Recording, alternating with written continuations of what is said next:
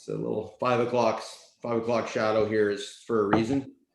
Yeah, good morning, welcome. I'd like to call the meeting to order, and to begin, I would like to acknowledge that today's meeting is being held or conducted on traditional territory of the Wasanich First Nations. And if we could have a motion to adopt today's agenda, please.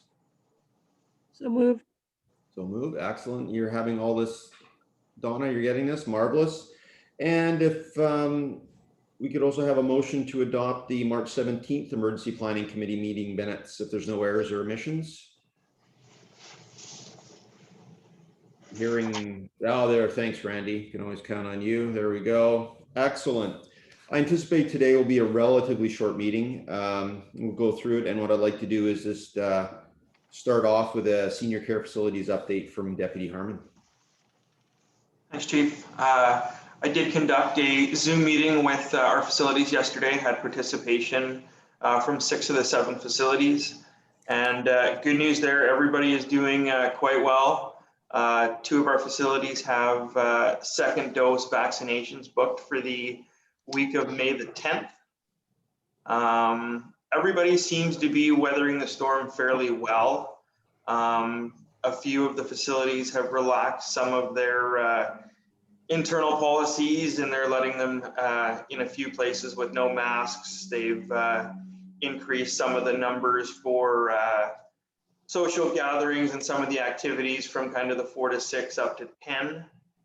But they're all doing very well, and they're just very grateful for the support of the town over the last year, just checking in and making sure they're doing well. So good news that they've got a second dose booked for May. So we'll just keep moving forward, but it's all good news on their front. Thanks, Mike. That's excellent. Any comments or questions before we move on from our senior care facilities? Marvelous. Perhaps Donna, you'd be the best person to provide an update of our successful transition from ERMS to Connect Rocket. Yeah, you took the words out of my mouth. It was definitely a successful transition, and it's now complete. So we are fully on the new system, which is called Connect Rocket. Since our last meeting, my project has been working on, we have 2 platforms kind of running with this program. So our last system, we had staff were intermixed in the public alerting tool.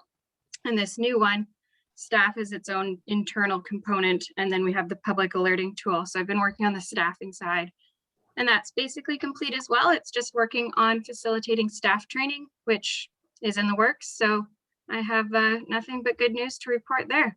Any questions on that? I would just add that it's nice to have the flexibility. You know, hypothetically, there's a windstorm or something like that, and we want to be able to communicate with some, select folks in engineering or public works, or, keep Randy and a few other people apprised. We can, these people are all provided town cell phones, provides us to kind of a mechanism to select that cohort of folks and send out messages and communicate in an efficient way. So it's a kind of a basic emergency management messaging tool that we can utilize. So thanks again, Donna, for doing that. And I'll probably transition back to Deputy Harmon just for an update on our evacuation route planning. We were successful in getting a Chief, sorry, Chief, I believe Councillor O'Keefe had a question. Oh, I apologize. Go ahead, Councillor O'Keefe. Yeah, no worries. Just a question for Donna. I was just wondering, in terms of the transition to the new system, I know residents had to actually go in and register. So I'm wondering if you have any idea in terms of numbers, like how many did you have before on the old system, and now have all of those, or what percentage have registered for the new system? Or is there still a bit of work to be done on that end? Yeah, so we had about 6,800 subscribers initially, and I just checked. So yesterday I pulled numbers, and we were at we were just shy 5,800, and this morning I checked again, and we're at 5,822. So it's continuing to climb daily, like significantly. but it Okay. puts us at about 86%. So Okay, good. that's a really good number. Okay, good. Thank you. Yeah, no worries. All right, well, thanks again, Don, and we will continue to push that, whether it be through, town talk and one of the mechanisms we used in the past, which we will unlikely be able to use this year, but in the past have been street markets and those type of things. But we'll continue to use opportunities for messaging to get that number up and beyond what it was previously, and I'm confident we will, just with a little bit of time. Go back over to Deputy Harmon just for the evacuation route planning grant that we were successful with, and we're having a kickoff meeting tomorrow with Jim Lamort. So if you can fill in the blanks there, Mike.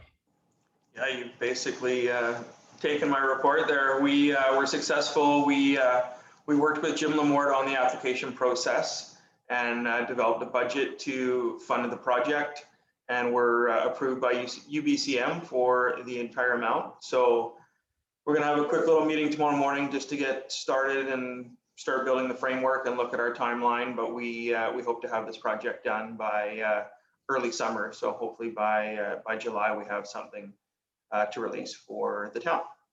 Thank you. Perfect. Councillor O'Keefe. Sorry, having trouble with that mute button. I think it was Tsunami Awareness Week last week or the week before. So I went to look to see what the evacuation route is, and I guess there presently isn't one. So is that what this this project would entail, that evacuation for whatever reason, whether it's tsunami or fire or what? Is my understanding of that correct? Yes. Sorry, go ahead, Chief. Yeah, you are correct. We are going to designate, based on our hazard risk and vulnerability analysis, which is, the likelihood and the severity of events that would affect the town of Sydney. Will identify evacuation routes. They will obviously tie in with, we're just a little chunk of real estate in between a couple of bigger parts of North Saanich, and then tied into obviously the greater part of the CRD. So all our evacuation routes have to kind of align and connect with other municipalities to be functional. We can designate routes as much as feasible, but depending on the emergency at hand, we're loath to say that, the highway or Lochside or West Saanich or what have you is going to be a designated route, because circumstance may dictate that is not a route that we can use. Whether it's a hazardous materials release and the wind is going that way, we can designate the route all we want, but we don't want to embed that in people's heads that that's the route they're going to use for all emergencies. So we will be using it for kind of known emergencies, i.e. Tsunami events and other type events like that. But again, we really want to drive people to our emergency management and messaging platform, because routes they may change based on the emergency. A lot of it has to do with post-disaster response in respect to getting large vehicles, whether it's post-disaster of an earthquake, so we can work with other municipalities in the CRD to bring in loaders and bobcats and other type of machinery to access or clear debris. That's a big part of it as well. Yeah. So in regards to the tsunami, is there something currently specific for Sydney? Like where do people go, or whether there's certain zones that would be impacted?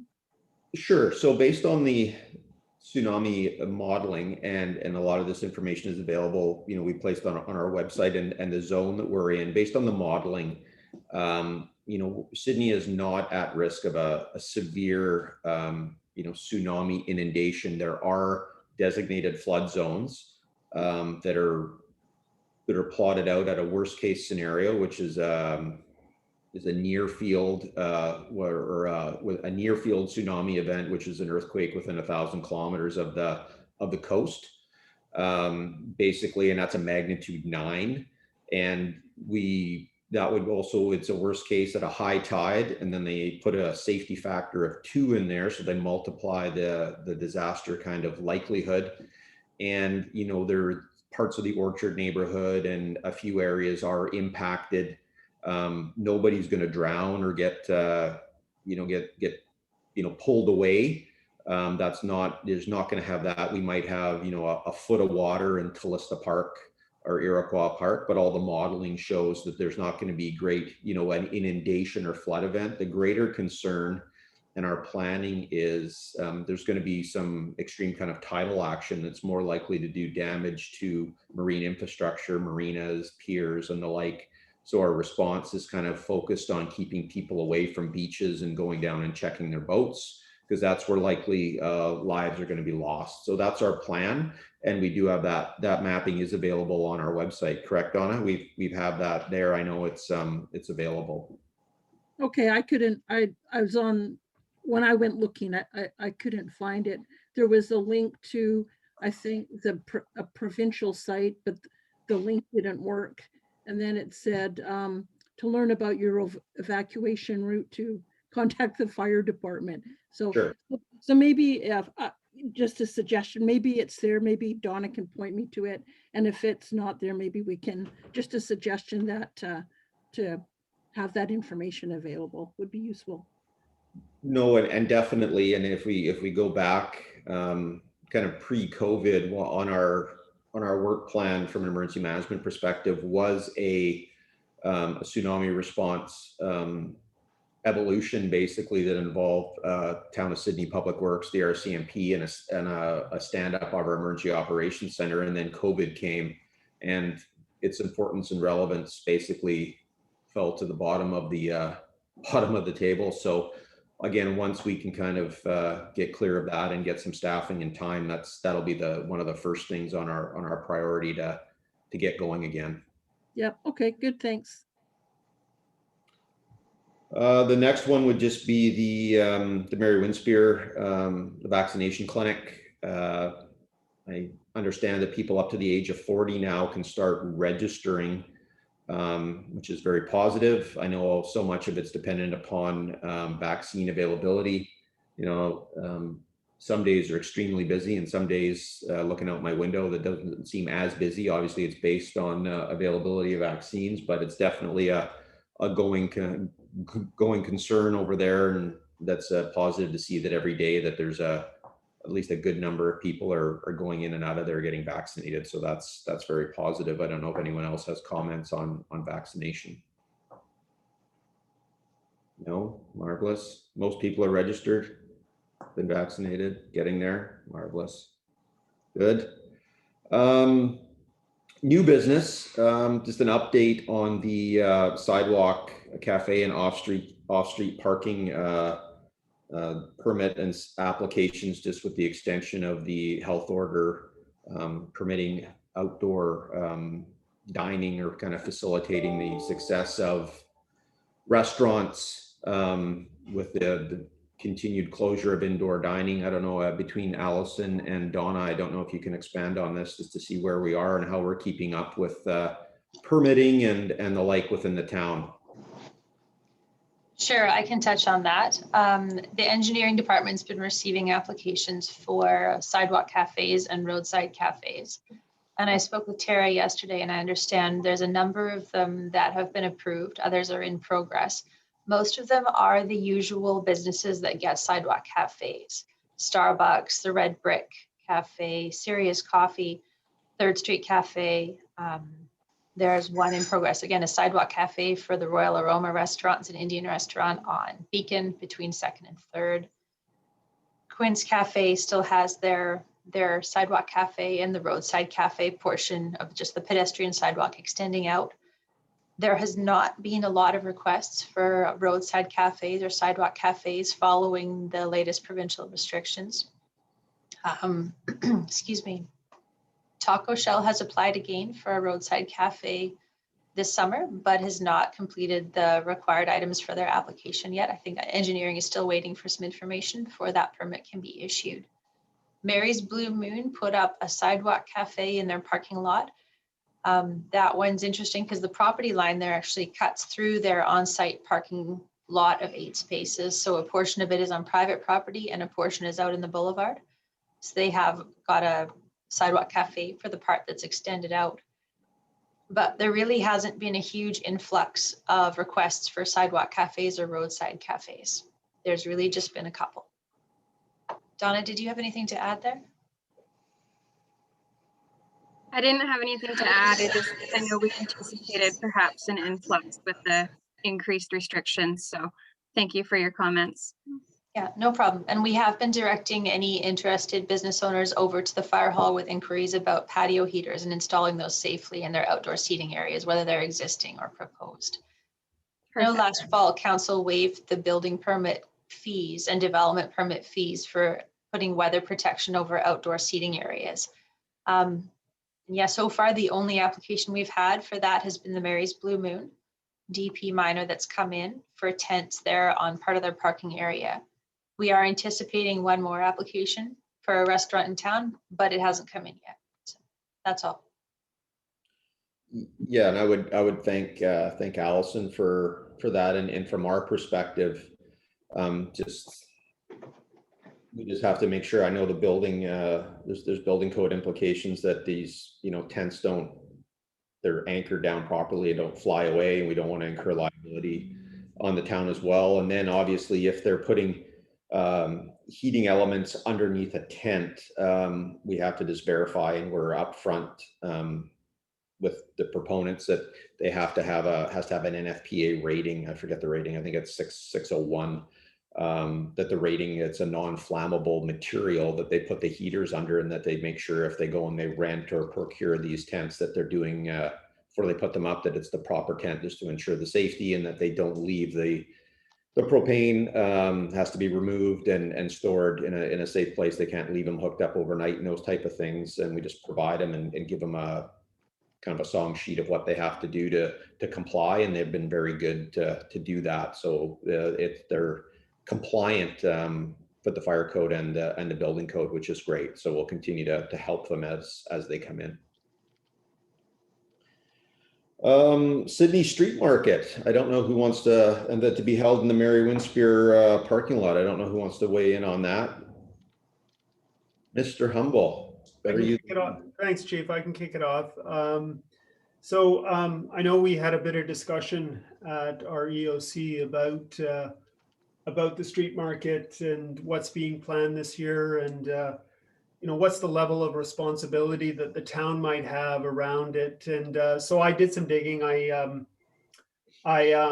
discussed it with Andrew and Jen, who have been basically the ones that are been in discussions with Laurie McDermott, the market operator, about the details associated with the having the market at the Winspear Center.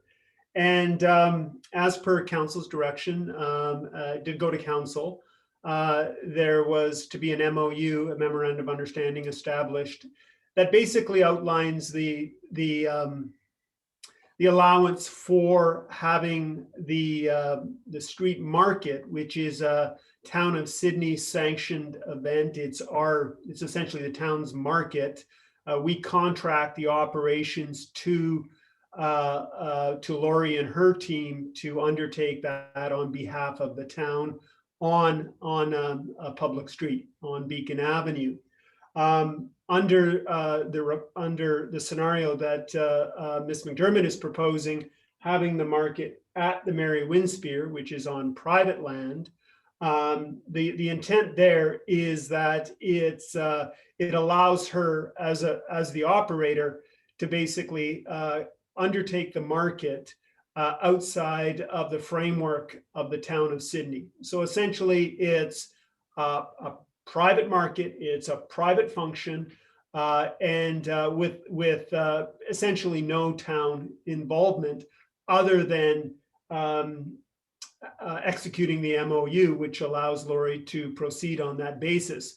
So it's really Laurie working with the Mary Winspear Center, Brad Edgett at the Winspear Center, and VHA to get everything in order that she needs to undertake to comply fairly prescriptive requirements that VHA has for operating a market currently under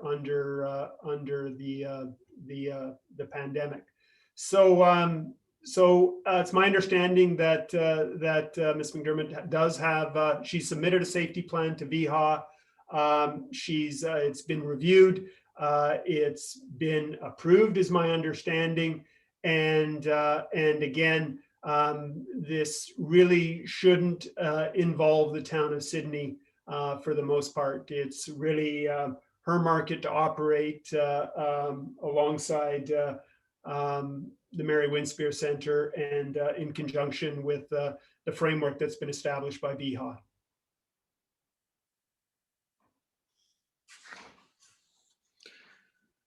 Thanks, Randy. Any other comments? Councillor O'Keefe? Thanks. So Randy, if she decides to just continue to operate at the Mary Winspear, I guess she can do that even after COVID is done. And so would that in any way jeopardize our Thursday night markets in the future? If she decides, oh, Yeah. things work out pretty well here at Mary Winspear, I'm going to keep doing this.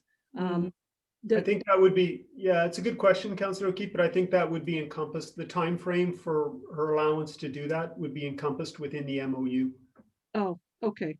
Okay. Yeah, there's that basically it's an agreement for this year, given the pandemic situation, and it'll go back to the street market thereafter. Okay, thank you. Yeah. Other comments? I just add, Randy, are we gonna do anything from a messaging perspective if there's concerns or social distancing concerns or that like coming into the town, or are we just messaging it's not a town event, it's or how are we gonna just put that back on the lorry, or how are we gonna just refer it to the Winspear Center? Yeah, I mean, fundamentally, we're going to have to deal with it like we would any situation that involves concerns that are raised around a business, not following the health orders, or not perhaps following what might be identified in the safety plan, etc. So that may involve bylaw, it may involve the RCMP, but yeah, we would certainly have pretty clear messaging that it's not a town function, and that we notify or deal with the appropriate agencies accordingly, whether that's the RCMP, whether that's VHA, or involving our own municipal bylaw enforcement. Good. Well, I think if definitely I think if it can be conducted safely, I think it's great for Lori and the town and the participants. It can be done safely, and I think it's also great for us as a municipality that we're also kind of short-staffed and tired, and have to really kind of contract our strategic task list based on a lot of things going on. So not having to kind of look after the market for this year is a blessing, I think, in a lot of ways. But it's good that it can continue in a kind of a scaled down fashion, that in a safe way. I think that's positive. So I'll open it up to a roundtable. Any outstanding concerns or comments from the group? Mr. Humble. I maybe should have brought this up under the vaccination discussion, but yeah, I just wanted to maybe let this group know that, and I was talking to Sandy about this a bit as well, that with the vaccination rollout, with the age group, sort of rollout moving forward, with the opportunities for folks now 40 and up, potentially getting the AstraZeneca shot via pharmacy, if they have shots available for that. It seems like the 40 plus are really taking up that opportunity to get the shot. So I'm not sure if it's going to how much it's going to be available in the future. But with that rollout, I'll definitely be sending a message out to all town staff about encouraging again taking the opportunity to get vaccinated when it becomes available. But also in speaking to what may be deemed the necessary time off to get your vaccine. Now, there's been some discussion about possible amendments to the Employment Standards Act about allowance for 3 hours of paid leave to all employees to get the vaccine. Now, those, I don't think the amendments yet have come through. I anticipate that it'll probably happen, but what I want to do is ensure that our staff are aware that certainly the town will cover that time up to 3 hours for that time to get the vaccine. Obviously, let their supervisors know well in advance that they have an appointment scheduled, and then obviously that they've had the vaccination. They can provide the proof of the vaccination in order to ensure that the 3 hours has been appropriately allocated. We do have section under our collective agreement under our QP 374 agreement. We have a section 2107 that deals with 2 hours medical leave, which probably will cover that time frame anyways. But if it's more than that, the municipality would cover it, because, as I said, I fully anticipate it's going to be amended through the Employment Standards Act anyways. So. Good. Excellent. Any other roundtable? Yes, Councillor O'Keefe. Thanks. Just an anecdotal thing. I recall last week, Staff Sergeant Connolly mentioned something about smoking at, I think it was at Iroquois Park in Cannabis. And just in the last week on social media, someone making a comment about their dog getting really sick from, I guess, ingesting cannabis found at Iroquois Park. So I don't know if you guys are onto that, or whether that's a CRD enforcement issue. So just kind of passing that along, just FYI.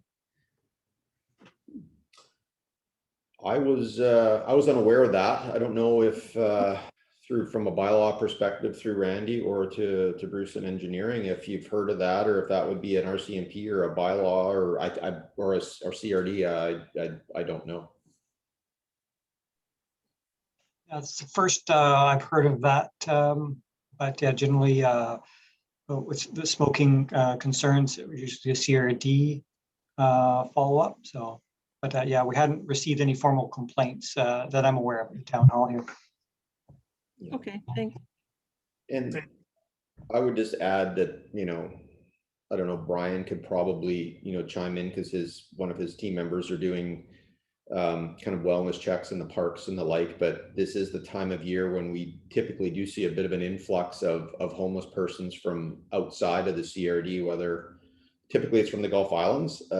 Lately, we've seen a number of folks from Vancouver that have resulted in calls for service at the fire department. So we are seeing, again, kind of a seasonal influx of these folks that are increasing our call volume, which is not, again, totally atypical, but more typically than not, they're from the Gulf Islands and not from the Vancouver area. So just kind of passing that on, that part and parcel of kind of, drug paraphernalia and use going on in the parks that may have linkage to that or not, but we are seeing an increase in that. So when we notice those increases, would that be something that our local bylaw people would follow up on, increasing their frequency in that area? Or would that be something that we would contact CRD to say, hey, if you haven't been spending much time out here, here's some issues we're having, and can you come out and sort of patrol the area more frequently? Yeah, that's a good question. I think it would probably start with the RCMP.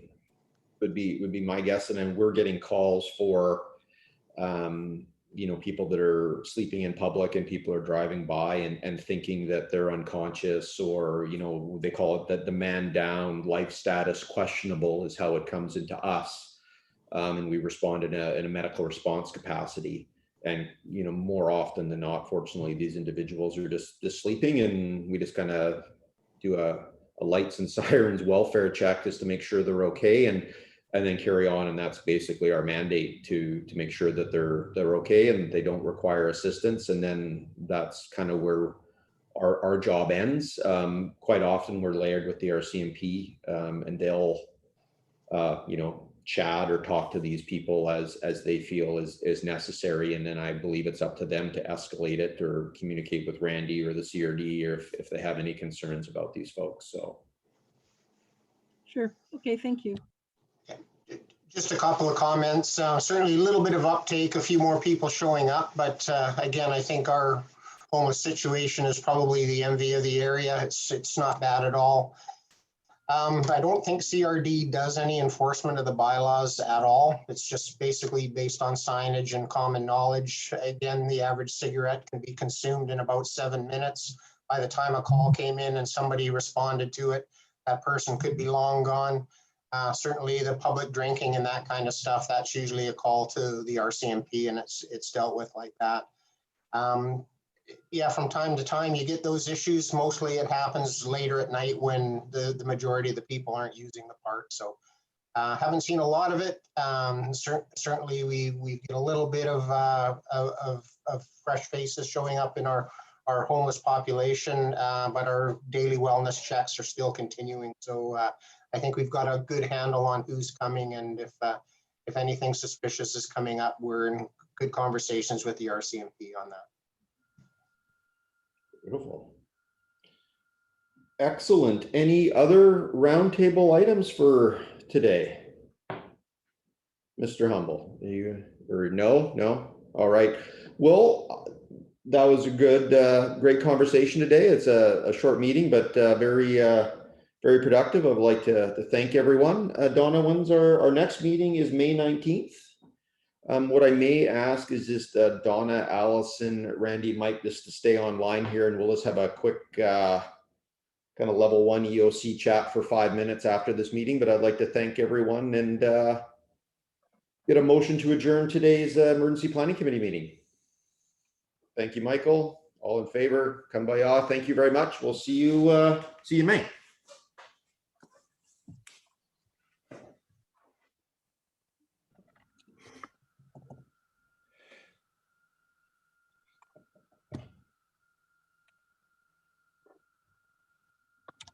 Yeah, Will, you can stick around if you want. You're muted. You're not a tech guy, are you? Yeah, IT guys having problems. Oh, there we go. Donna, are you going to stop the recording here? Or Sure. Great call. Thanks. That's good.